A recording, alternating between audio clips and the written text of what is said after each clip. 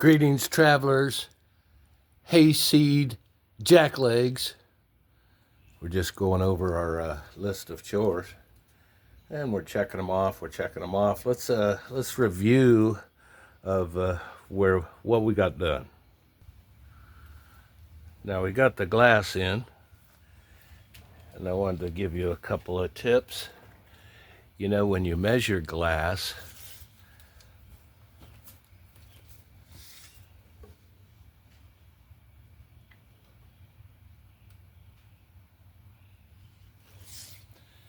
the exact measurement on here is 20 1/4. But when you're cutting glass, you want to shorten that. So we went with 20 inches, leaving a good strong eighth on each side. That allows you to get the glass in place without a struggle. You don't want it too tight, and you don't want it too short, but allow yourself about an eighth on either side. Now this frame, it's metal, but it's still not a square. Over the years, the cinder block has shifted, sagged, and the whole thing has racked. The whole frame has racked just a hair. So I found that putting the glass in was good that I left some gap on all sides, so it fit in. Also, it's been a few days since it's been on there, and the putty is starting to firm up. It's not sticky anymore. Just about ready for paint. Now that it's dried up, you take your putty knife and get rid of some of this excess. Just gently take it off. Take a little brush and get it all off. Then you want to take some your paint thinner on a tissue,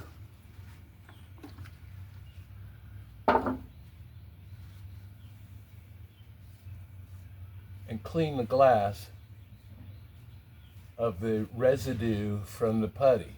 The putty is some sort of oil base, so paint thinner, mineral spirits, takes it off. Wash, soap and water doesn't work, so a little thinner on a rag and clean the glass up. So you can get rid of that. Get rid of all the excess that's hanging out.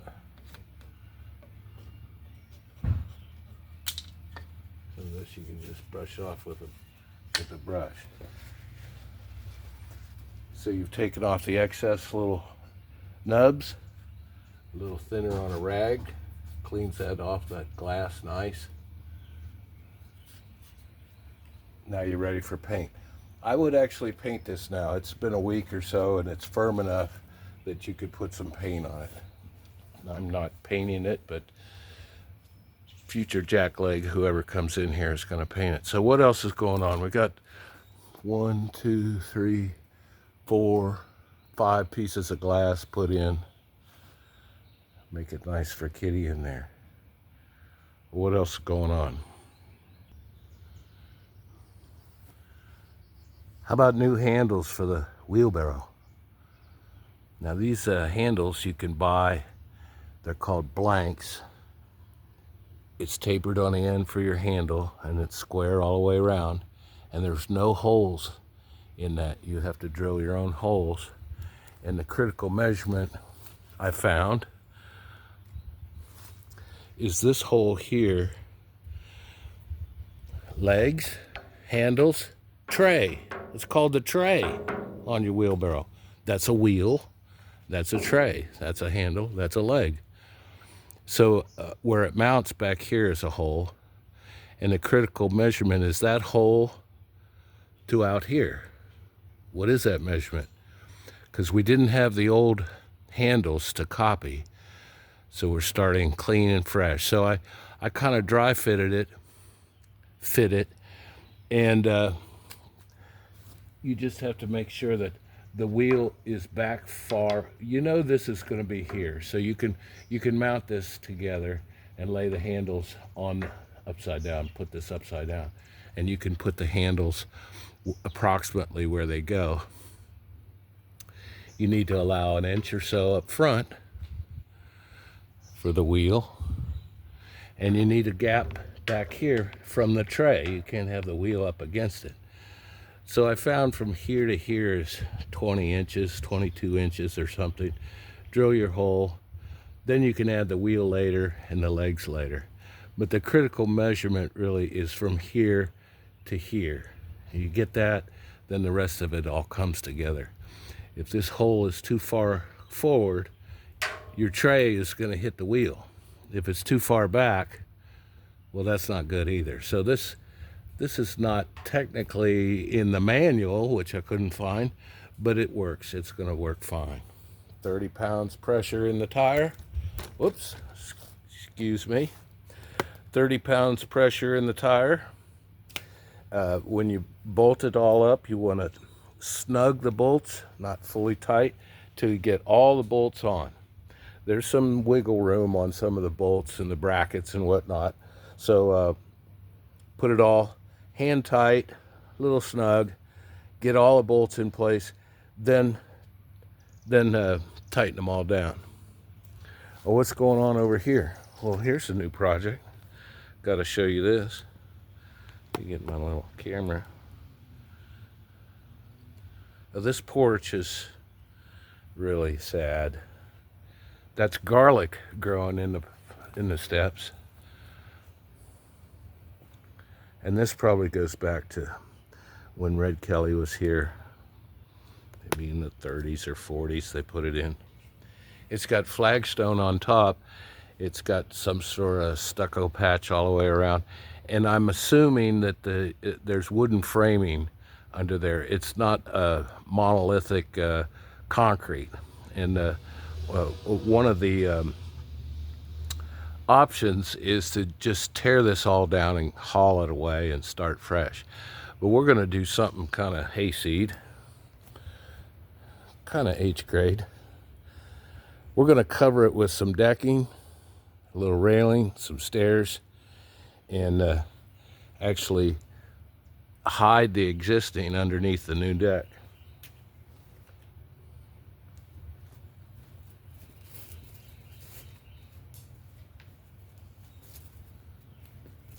So this is our next project. Going to somewhat carefully, this is old mortar. We're going to take out the old mortar and save these flagstones. I'm going to use them in my landing. And the new deck, or I should say new stairs, will be over here. Correct stairs. These stairs are way off. They're like 13 inches, 7 inches, 5 inches. That's way off. It needs to be 7, 7, 7, 12, 12, 12, whatever. So we'll do the math on that. Bring our stringers down this way and deck them. And then at the bottom of the stairs, we'll use this flagstones to make a landing. You don't want to run the stairs right into the dirt. We'll pour a little concrete for the stringers to sit on, and then add some flagstone in that area there. Kind of a landing. We'll lose that flower box, but that's the way it goes. And we're going to bring, excuse me,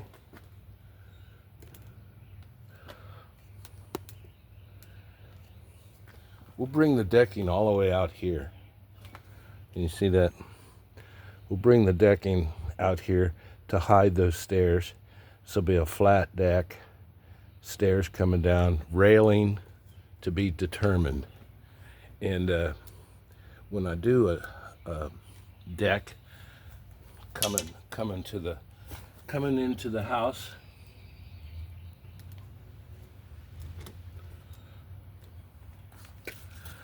I like to run my deck boards. Let's say this is the top surface of the deck board. I like it right up there, right even with the threshold. Not down here, we got to step up. And of course not above, but hold it about an 1/8 inch underneath that threshold there so that you walk straight into the door. There's no stepping up and down to trip on or whatever. What else is going on here? I wanted you to see that because I'm about to tear it apart. We're gonna hide it with a deck. Yeah, the garlic's gotta go. How about the gate? What's going on with the gate? Well, this is the new gate. We'll start over here. We did the tighten up here, Archie Bell and the Drells. We've mashed that up against the wall, added a bracket.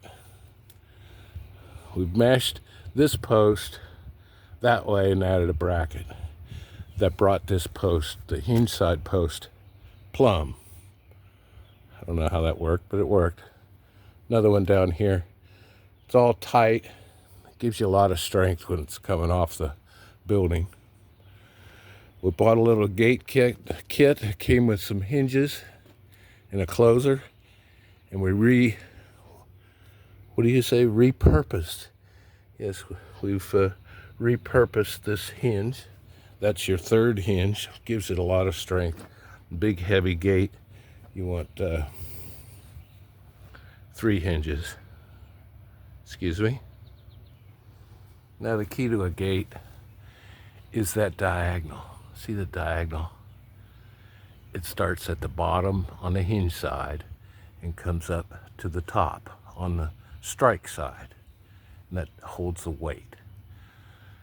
All the framing on here is mitered.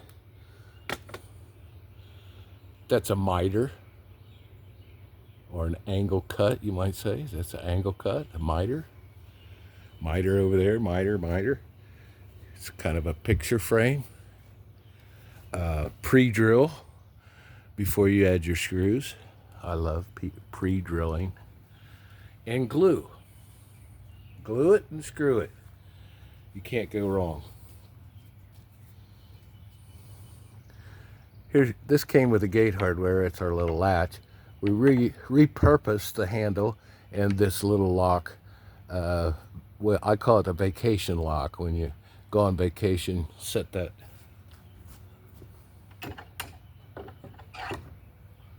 And you put a lock on it.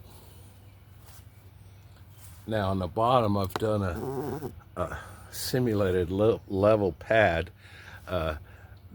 It's only this big just to get the gate up. In the future, what you could do, what they do in a big city, is come off here with some gravel, some flagstone, maybe a large circular pad of some sort made of pavers, flagstone, gravel, whatever. Make it bigger. But for now, we just needed a platform, a level platform for our gate, and that's what we got. It's a pretty big gate.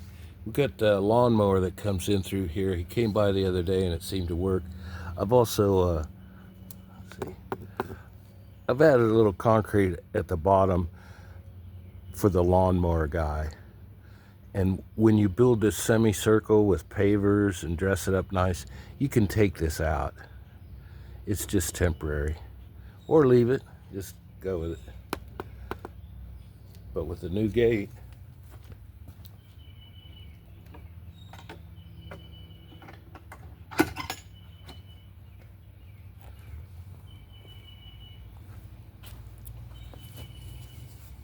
the old gate dragged.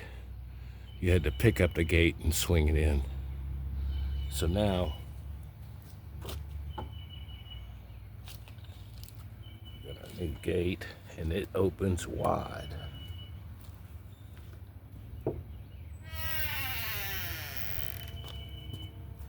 Now you could oil that squeak.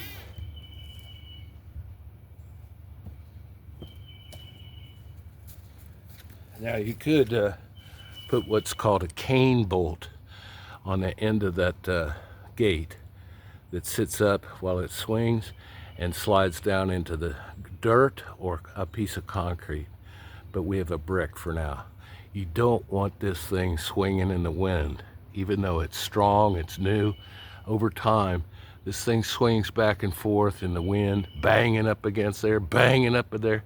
It's going to loosen it up and shorten its life, as they say. Also, with glue and screws, that diagonal on the outside has got screws through it, through the panels into the diagonal. That makes it very strong. Gives it shear strength.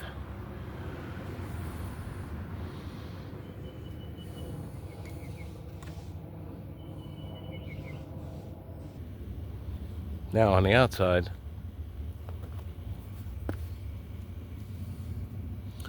got this little dealy bob right there. It's a dealy bob. So your gate should be able to close and latch. There it goes. And from the outside, you pull this little, this can be made out, I've seen this made out of chain, out of rope, put a fancy hook or handle, but we're just using a piece of wire and a washer, and the lawnmower guy can get in. Let's see if we can close. We've had some rain, so the gate is the gate has needed some adjustment a little bit. The lumber was pretty wet when I got it, and a couple of rainstorms can swell it up, and then we'll get 3 or 4 hot days and it'll shrink. So the week after you put these gates up, kind of keep an eye on it, see what it's doing. I may, on the frame up here, shave a little bit off the 4x4 or the frame, and you can use a sander, just a little place where it's touching as it closes. And of course, 3 or 4 days of hot weather, that'll disappear. But for now, we don't want it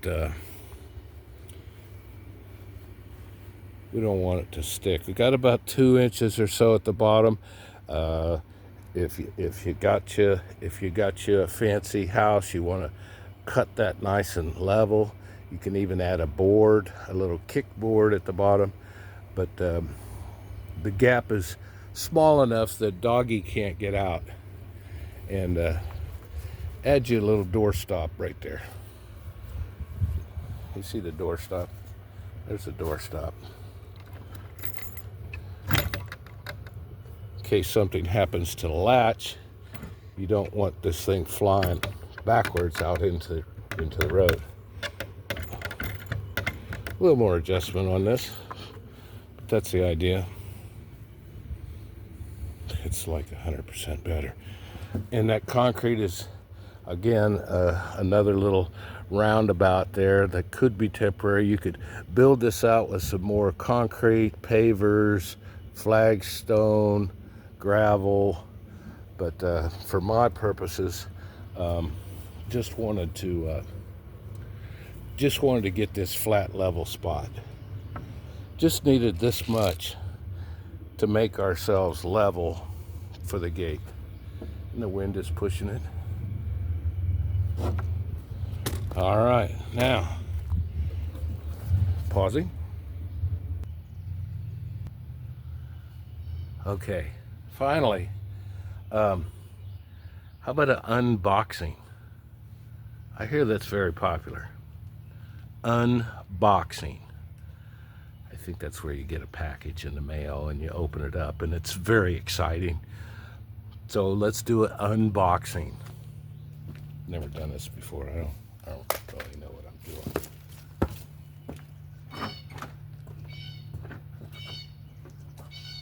All right, here's the box. That's exciting, huh? That's exciting. The box. I think you're supposed to rub it and caress it. Tell you about it. It's a heater. It's called Heat It. Heat It.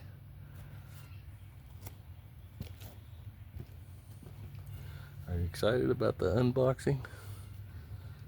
Let's open it up and see what we got going in here.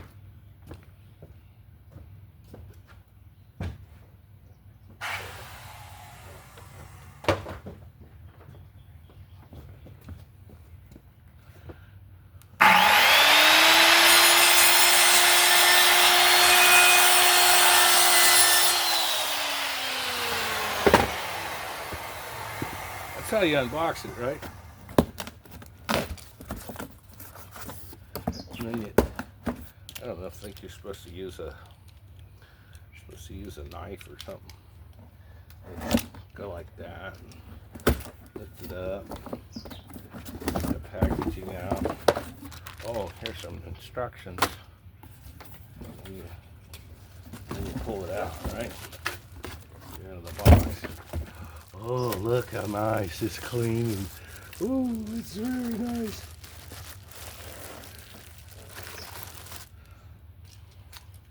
Am I unboxing it right? I don't know. Is this how the kids do it?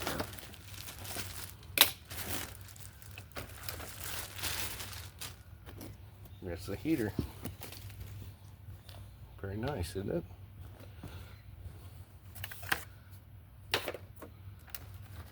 Now, this heater, I have one I've been trying, and it's very quiet.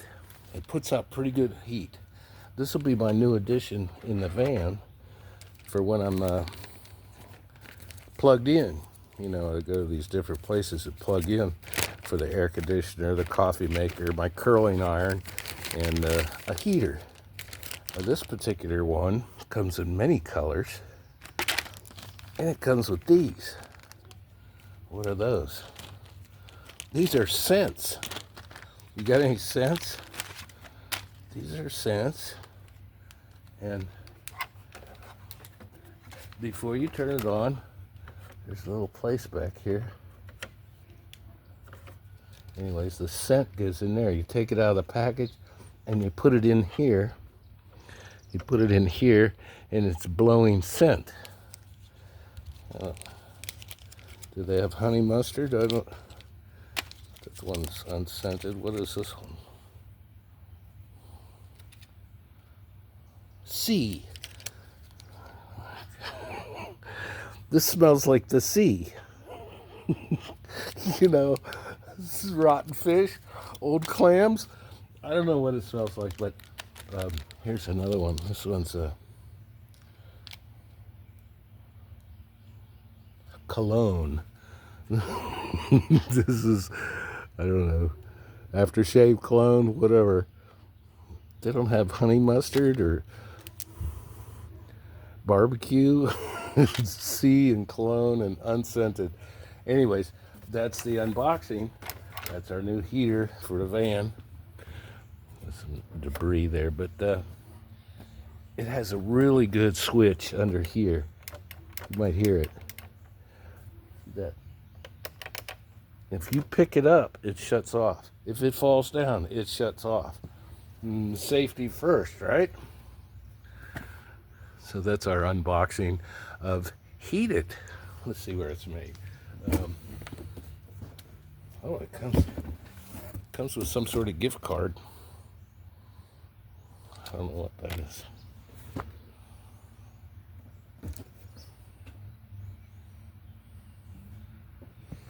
Auto climate control, forced air, low and high fan.